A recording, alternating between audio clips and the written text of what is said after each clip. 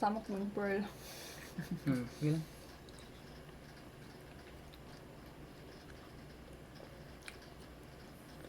So, napanood mo na yung video namin ni Mama. Mm. And na-discuss doon na may sakit lang ang mga atheist, may mental illness lang ang mga atheist.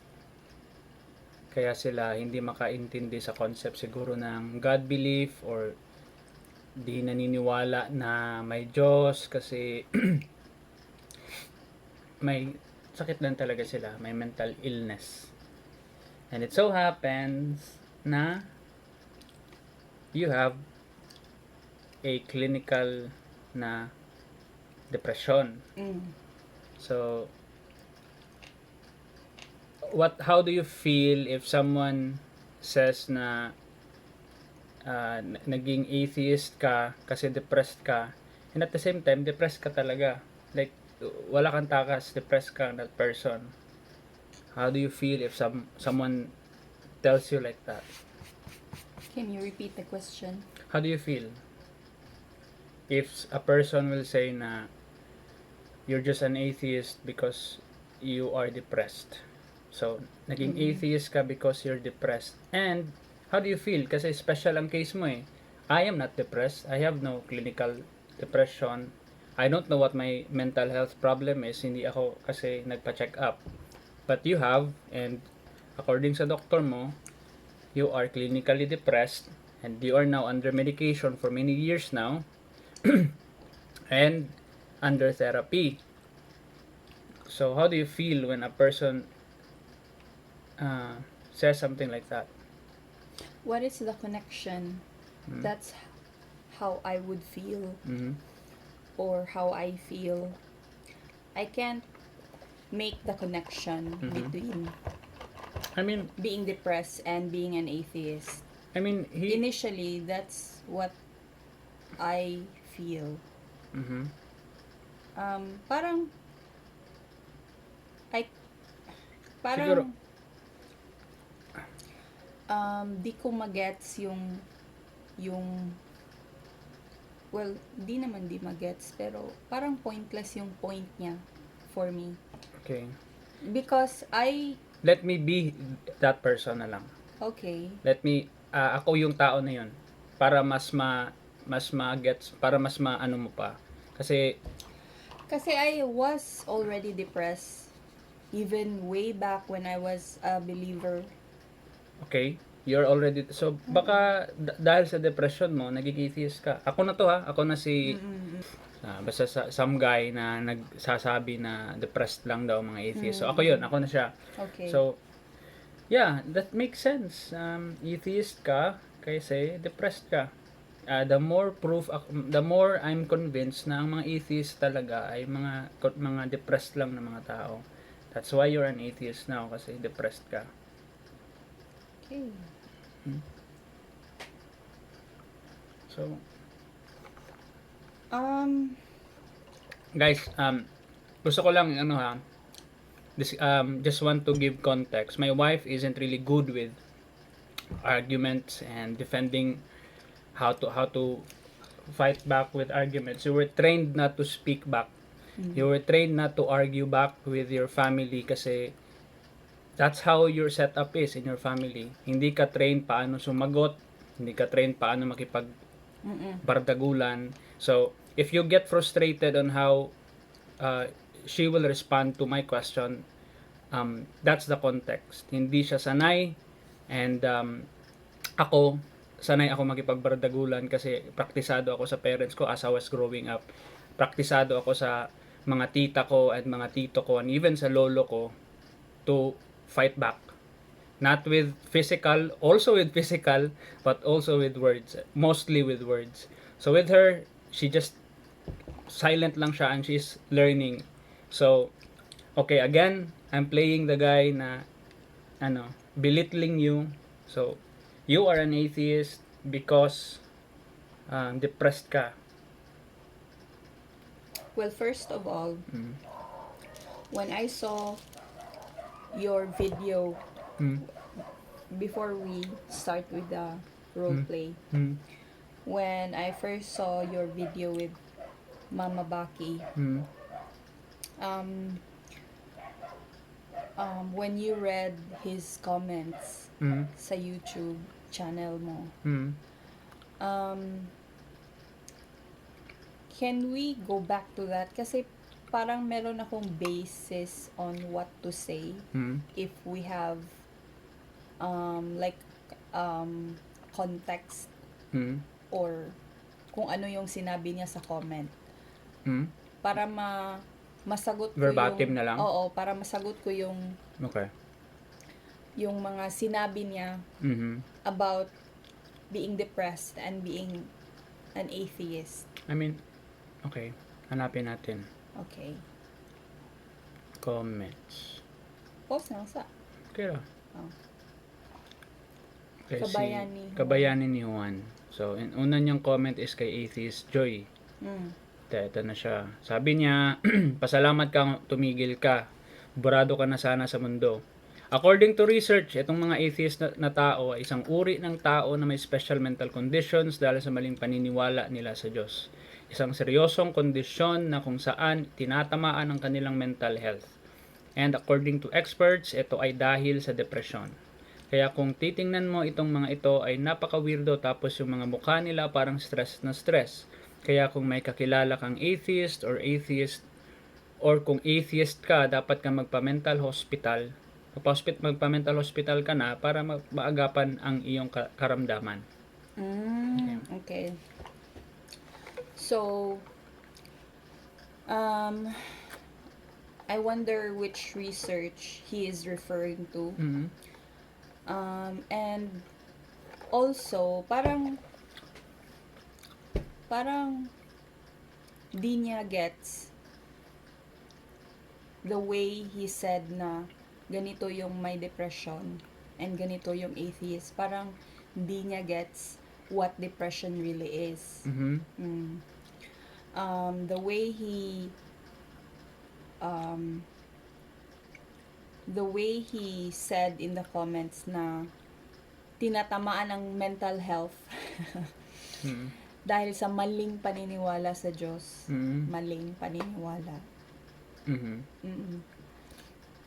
Because what I know, depression is very common. I think top 10, I don't know kung ikailang top siya, but top 10. Part siya sa top 10. Top 10. Okay. Mental illness? Na sakit sa buong mundo. That's how common depression is. But, parang di niya alam kung ano yung, or how someone with depression would feel or act or show the symptoms or something like that. Ito, may other comment siya and I think it would give more picture how he understands depression. Sabi niya doon na walang kahit sino ang kayang sukatin ng Diyos. Alam niyo kung saan nagsimula yung mental niyong karamdaman? Alam niyo ba kung saan niya nagsimula? Nagsimula yan dati sa paniniwala niyo na God is love. So you believed in a fairy tale na God is love, and yet nakikita mo sa surroundings mo paraphrase ko na lang. Nakikita mo sa surroundings mo, at nakikita mo mismo sa Bible na maraming cruelty. Okay. So you get depressed kasi you learn God is love, but then ang daming patayan. So at dahil mababaw lang yung utak mo, bulok ka, bobo ka, nauwi nyo sa ang utak nyo, nauwi kayo sa opinion na walang Diyos. Dahil kung may Diyos, bakit may naghihirap o bakit pinapabayaan ng Diyos na masasaktan ang tao? So, yun yung naging opinion mo. So, bad things are happening, na depressed ka, you expected love, but you see around you hate and murder and rape and torture, so you got depressed. And then, that's why you no longer believe in a God. That's why you believe na He doesn't exist. And that's how you became an atheist. Kaya ka naging atheist kasi ang daming cruelty sa mundo. And that's how you became an atheist. Lack of knowledge din. Ayaw nyo lang kasi tanggapin na may Diyos dahil ito'y salungat sa mga bagay na gusto nyong gawin. So, okay. Salungat sa mga bagay na gusto nyong gawin. I don't know what he means by that. Anong mga bagay na gusto natin gawin? Pumatay? Hindi nyo napapansin, kinakain na pala kayo ng depression. Okay? Okay. Yun yung parang another, ano niya. And then, katong yung comment niya na stress ka lang and based lang sa itsura and all that. Mukha kang depressed. And this comment, anong masasabi mo? Kasi, between my husband and I, parang mas depressed pa si John if face lang yung titingnan. So, You're beautiful. I look way better. Like, wala akong eye bags. Okay. Your skin. Hindi nang nalalim yung mata ko. I look like I slept 12 hours a day. Your skin looks nice, your hair looks nice. You smile. I smile and but maybe because you are hindi ka naman ganyan dati when you were really depressed. Maybe because of the medication. Gumagana. Manageable na yung depression. Okay, so you're not depressed siguro now. So kasi you are technically kasi nagme-medicate. But para kasing I want to let him know, I'm not angry or mad or insulted by what he said. Kasi parang more like I want to educate him about BBM supporter yan. Di ba? No. Ayaw nilang ma-educate eh. Sabi, may meme na ganun eh, na it's educate I will educate you. About depression. Kaya nanalo si Bibian, natalo si Lenny kasi palaging nag-e-educate yung mga pinklawan eh. And they nag-backfire. Na-insulted sila. So, anong educate? I'm smart. Don't educate me. But what I meant by I want to educate, it's not, I don't mean that you're dumb or that you're not smart. Okay. Only that may mga bagay ka na hindi alam sa when it comes to clinical depression. Okay. Na I can tell you about it. Okay. So that's what I meant by okay. educating. Sorry, siguro before the video, you're really itching to educate people about depression. Nabigla ka sa tanong ko. How do you feel? Kaya parang hindi ka prepared to answer. So you were, I didn't feel anything. I mean, I was excited to educate. I wasn't insulted. I wasn't angry. I wasn't mad. You were itching to talk about depression. So sorry na hindi pala tayo aligned. It's not connected, to be honest, atheism and depression. Because when you ask me about my atheism, it's even when I'm depressed, short lang yung, let's say, depressed people have shorter lifespan, depressed people have a lot of health related problems because of depression compared with believers or religious people. They have longer lives, they're kinder, they're calmer. But it's not the point. The point is walang evidence of a God, of a Christian God, or other gods, earthly gods. So it's not connected. It all comes down to evidence. My atheism and my depression started way back when I was still young, when I was a praying person. Okay, you were still a believer. Yep. You prayed and you read the Bible. Yep. Okay. No, I read the Bible a bit later. Okay. I prayed a lot. Like kung I wasn't judgmental. When I prayed, I don't, kung itatanong nyo how I prayed, I would say, like, I would proudly say na piously. That's how I prayed in the past. Like, with all the sincerity of a Crying. believer. No, without crying, but Because you can't cry. Because you were depressed. with all the feelings of elation and happiness, and that's how I prayed in the past. Okay. Um, I didn't pray. I always ask for like a luck. I want this, I want this, I want this, I want this. so it's not connected, guys. A lot of depressed people are believers, Okay. and a lot of depressed people are atheists as well. So But, okay. para kasing niluluck down mo yung taong may sakit. Okay. It's like being accursed. I mean, You're diabetic. Hindi ka kasi naniniwala sa Diyos. isa pa, hindi ganyan yung insult niya. I think the insult is, you can't think properly, you're not well. You can't function, your brain is not functioning well. So mental talaga. That's why, so, So why single out depression? Why not schizophrenia or bipolarity or some other mental illness? but to address, eto may maganda kasi yung example niya eh. So, God is love and we observe, right? We observe. I mean, I personally feel I can't party. Literally, I can't celebrate.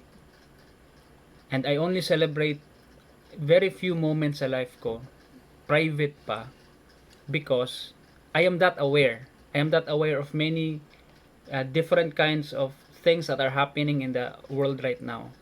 People are being killed, being tortured, being enslaved, being kidnapped every day. And with that knowledge, I can't party. I can't be I mean, I can't show myself that I am enjoying this life. Even though I am. I hindi ko pwedeng ipakita sa lahat kasi it would be insensitive of me. Yun lang, personally, that's just me, no? That's just me. And that's the reason why I am not happy in this world, no? I watch videos every day na may 16 years old na bata nire-rape repeatedly sa mga classmates niya for how many months, and walang help na dumating sa kanya, namatay na lang siya after the many tortures she received.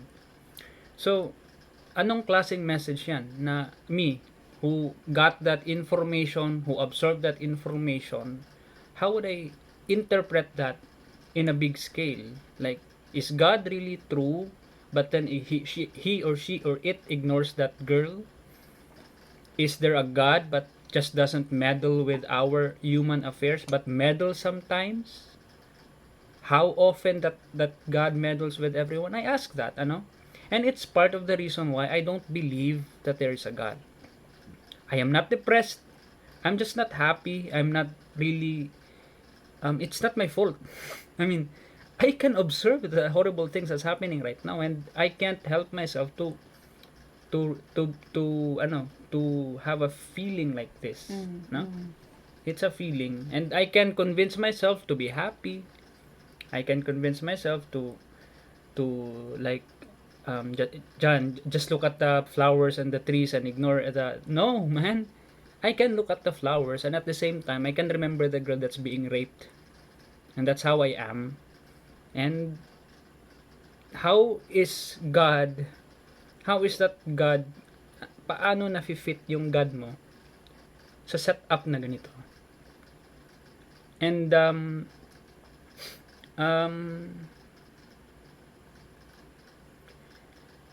so I am not depressed. Hindi ako diagnosed na may mental illness. But I am giving you that scenario. How am I dumb? How am I not, sama ba dito, mababaw lang yung utak mo. How is that mababaw? Mababaw yung utak ko for being observant. Mababaw yung utak ko for looking at all the angles, not just the happy angles, but also the sad angles. Am I too focused on the bad things? No, I'm not too focused. We have this conversation before sa sa cousin ko. He said na I gave him an example kasi na you prayed I don't know if he has still that view now, but we had the talk, and the talk goes like this na I prayed, sabi niya, I prayed to become an architect, and I became an architect, thank God. So I asked him, so how about those people who prayed but didn't receive it? Or how about those people who cried for help, who were raped by their fathers, and walang help na dumating? What does that say about a God? So he listens to you and he doesn't listen to other people? I don't understand. Please explain that to me. Kasi I've heard the reasons of many pastors and priests. I am not satisfied with their answers. I'm not satisfied with their tiptoeing my question. And yun yung ang sagot niya is you're just too focused on looking at the negative side. No. No. I'm not too focused on looking at the negative side. I'm looking at both. Kaya nga na-address kita eh. Kaya nga na-question kita kasi naging architect ka. While yung iba hindi. Dalawa yung ikaw ang na-focus sa brighter side. Ikaw ang na-focus sa positive. Sa rainbows and clouds and the beaches. Doon ka nag-focus. Pag pumunta ako sa beach, nakikita ko ang sand. Pero at the same time, nakikita ko ang mga basura. That's the reality. And you can't just ignore the trashes, man, that's scattered around. Hindi ka magiging happy because nakabakasyon na. Basura. Mga patay na mga hayop.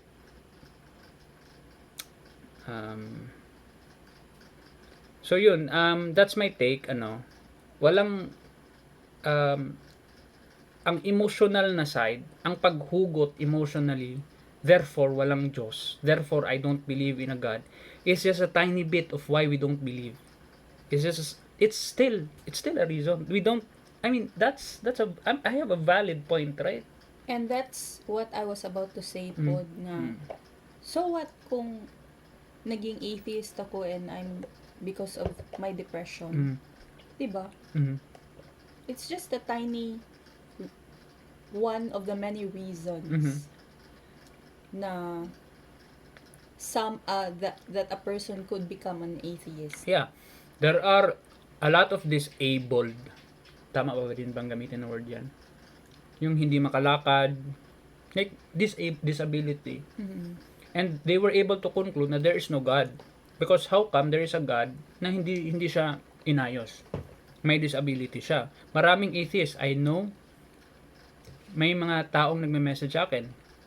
I haven't asked them ano reason nila, but I think isa sa mga reasons nila is disability. Why am I disabled? Why can't I walk? Why can't I see? Why can't I talk? So there's no God. I'm just born this way, and too bad for me. And it's a reason. It's one of the reasons. Reasons. One of the many reasons why we don't believe. And the number one is, you know what it is? It's the lack of evidence, and you should talk about it. Because if I say, I am depressed, kabaya ni Juan, the reason why I am an atheist is because I hate this world. Ang daming patayan, ang daming crimes. I hate this world, therefore I don't believe there is a God. You can talk to me. Okay, Jan. So the reason why ganito ang mundo kasi ganito mag-operate si God. Ina-allow niya ang mga kasamaan. Jan, that's the start of a conversation. What you're doing kasi is, you are invalidating a person. Exactly. You are invalidating him or her, kaya ka hindi ka marunong makipag-rason kasi may issue ka. And we can, I have a video you can watch, Bisaya lang siya. It's called the colorblind analogy. That was the point. You are just the whole video, the whole topic of that video is um is me debunking the idea na I'm just blind. The reason why you can't see God because there is a medical condition and you're just blind, John, and you can't see God. I was just debunking that kind of argument. I'm not blind. I have no mental condition, and it has nothing to do why I don't believe in a God. It has everything to do with the lack of evidence. And again, balik tayo doon. What do you think? Why? Anong walang evidence? How about the trees? How about the trees and the flowers and the bees? Yun yung nila, di ba? Na evidence ko that there's a God. We can start and talk about it. So, ganito dapat ang ugali natin, we just need to talk. Conversation with the opposing views is the best way to solve problems, to understand people. Let's not be too divisive na mga bobo yan. Let's distance ourselves. Mga dilawan yan. Mga pinklawan. Mga DDS. No. The more reason I want to talk to you. I have friends that are very opposite views with me. And we have very healthy conversation, di ba? You've been to our talks. And in terms of politics, really opposite, man. And the conversation is really, really healthy. May iba na heated and then parang nag-aaway pero naging okay. Pero most, like 9 out of 10, it's always really good. Ang sarap umuwi sa bahay na may nakausap ka na opposite yung view sa'yo and may natutunan ka more sa kanya and siguro may natutunan siya sa'yo, di ba? That's how it should be. Let's not be too, wag namang mga ganitong comments. I'm sure you're just being a troll and you're just playing around, you're just messing around. I do that too. Or maybe he's serious. Maybe he's serious and that's the way he is. I wish that you can talk to us. I wish that you're open to talking to us. Kasi what does that say to your fellow theists? Diba? How are you representing yourself to your fellow theists na ayaw mong makipag-usap? What if gusto nila? And ikaw lang ang ayaw mong makipag-usap. So, will you separate yourself now? Are you gonna be a minority with your fellow theists na ako yung klase na theist na hindi talaga nakikipag-usap sa mga atheists kasi mga tanga sila at mga bobo and wala na silang pag-asa and they're just depressed sayang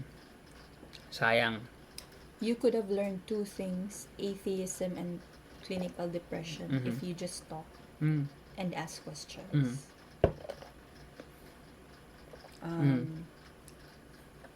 Even with people with epilepsy, there have been cases na they became atheists because they have epilepsy.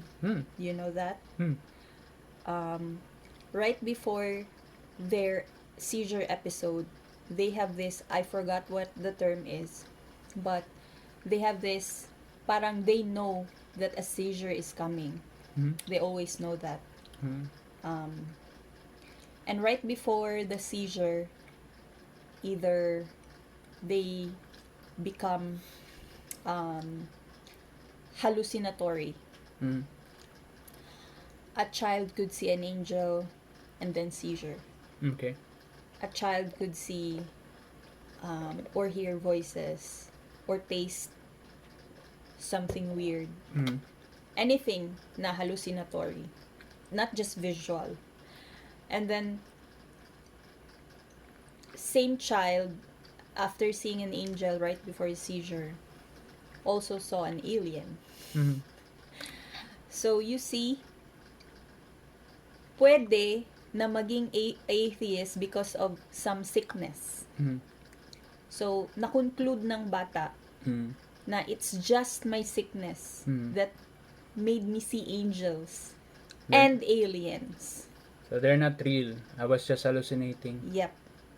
So what's wrong with That's that? really interesting. Yung sakit niya, naging may way of testing niya of how true things are because through Na way niya na it's just because of his sickness kaya nakakita siya ng angels. Because the next time na nagka-seizure siya, hindi na angels yung nakita niya but aliens. He deduced na it's because of his illness. So it's one of the many reasons na pwede But it's in a different context. I'm just gonna intervene. Different context. But pwedeng maging reason yung sickness mo na mag-question ka about God's Mag-question existence. ka about God's existence. Diba?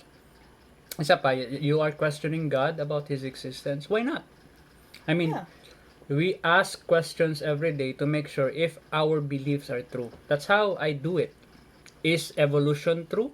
I ask that question.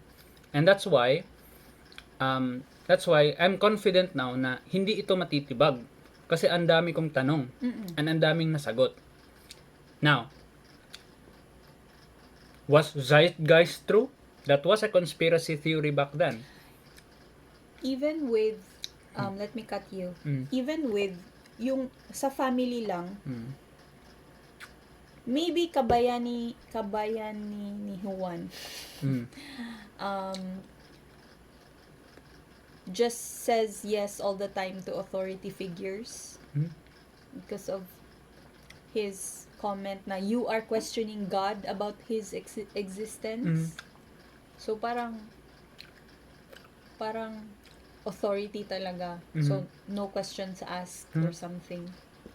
Yun nga yung na-mention ko kanina. Ang na-mention ko kanina is you suspend critical thinking when it comes to God. We do it every day.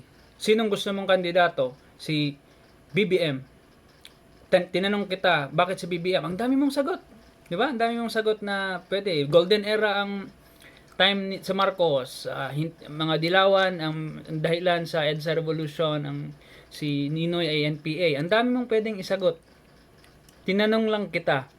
That's you being critical. That's you being that's you trying to do research to back up your claims na golden era talaga ang panahon ng martial law. And but when it comes to God, suddenly you are questioning God about His existence. No, suddenly you throw away skeptical thinking out of the window. Hindi na gumagana yung automatic na robot. Believe in God, follow God, fear God, love God. That's what we did. That's why we arrived in this conclusion na bullshit lang talaga yung mga stories na yan kasi we ask questions. And we observe before we ask questions. And we don't fear asking questions. We feel proud. Isa pa nga na parang personally proud ako to be an atheist is hindi lahat ng tao has the balls to test his belief. I was really scared back then. Like, fuck, what will happen to me if I don't believe anymore? I'd probably go to hell. My life will be in shit. Like, I'm sure few days from now I'll be mababaril ako sa kalsada kasi that's the fear eh. Things will happen to you if you don't believe in a God. That was the indoctrination. I tested that slowly. Hey, what if I do this? What if I say fuck you God? Same. yeah, we did. That's our little way. That's When I our was a little, child. fuck you God. What will happen to me? Will my teeth shatter? Will I be blind? Fuck you God. Fuck you God. So I did that as a kid. Nothing happened. Some things happened and I was in fear. Shit, totoo talaga ang God, nabali yung paa ko. But most of the times, walang nangyayari. And I test again, and I test again, and I asked again, and I asked more questions. And then I started to read, and I started to know people, and lumawak pa yung doubt ko. So, yun. Why are you so, so confident on something na you weren't even dared to ask in the first place? How are you so confident on your God when you didn't even try to test God? And I am confident with how the earth is round because I ask questions. and one of his comments na I also want to address na misconception din na being depressed, yung puro panunumbat lang ang nasa isip nyo lagi. Panunumbat? Anong ibig sabihin ng panunumbat? Blaming? Blaming. Okay. Blaming, or I think panunumbat is towards others man good. Toward other people. So you are complaining. Or what's panunumbat? Yeah. So being depressed